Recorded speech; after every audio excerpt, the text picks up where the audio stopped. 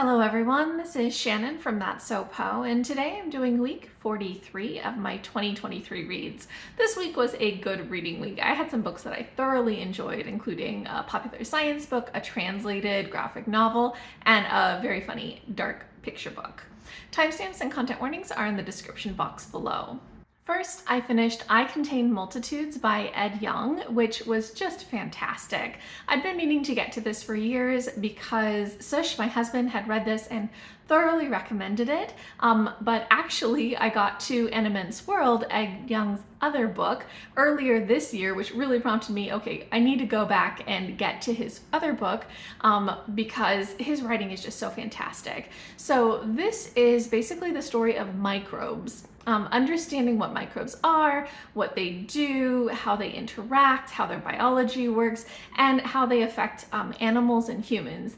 If you like cool science facts, you're going to love this book. I think it's absolutely fascinating. And one of the interesting things about this is it does also kind of delve into a lot of the effects on, human health through things like our gut microbiome, but really approaches it from a very scientific, method type of way, trying to understand, okay, how do the microbes actually work? Are some of these approaches that have kind of risen in popularity recently about fixing your gut microbiome actually useful? And it's just so fascinating. I loved reading this book. I listened to it on audiobook, and I definitely recommend it that way, although there's a couple of re-recorded bits that stand out from the rest of the book, but that's a minor thing. And overall, I just really enjoyed listening to this and found myself constantly going, oh, that's so interesting.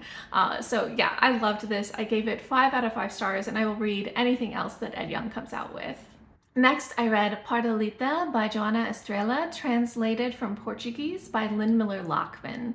This is a graphic YA coming-of-age queer story that I thought was so wonderful.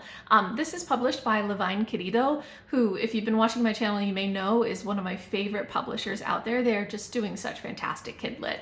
And this book was just so quiet slice of life, but also really engaging. It is the story of a girl, Raquel, who is in high school in a small town in Portugal. It's a contemporary, and she is just so kind of quiet and withdrawn from life and not really engaged.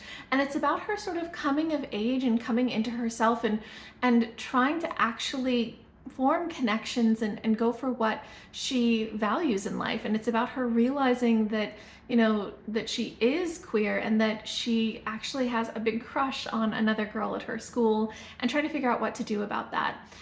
It's also about her family life and about just her interactions. And it's told through kind of a mixture of kind of prose poetry and panel comics and just really beautiful illustrations. It's all black and white. I thought that there were some really interesting ways that the illustrations in this played with space and perspective. I thought that the way that it talked about her feelings and emotions was so beautiful.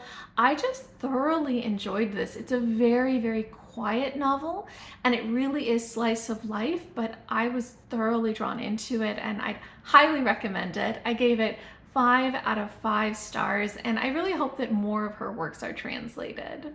And then lastly, I read The Rock from the Sky by Jon Klassen. Jon Klassen is just such an amazing picture book author. He wrote I Want My Hat Back, which is just one of the best picture books. It's so funny and so darkly funny. So I really like Jon Klassen's works. And so I picked up The Rock from the Sky, which has just his really awesome illustration style. There's actually quite a lot of blank space that's used really effectively in this story. It has these characters who are kind of difficult at times, and it's very funny because you know that for a kid reading this, a small child reading this, they're not going to pick up on the same nuances that you as an adult do, so that makes it also funny. I think that there's an interesting arc to this story, although it does get just a little bit weird. So I wasn't 100% certain why certain choices were made, but I did really like the humor and I liked the art style. And so yeah, I gave this 4 out of 5 stars, and I think that Klassen is coming out with a new picture book soon, so I definitely want to pick that one up too.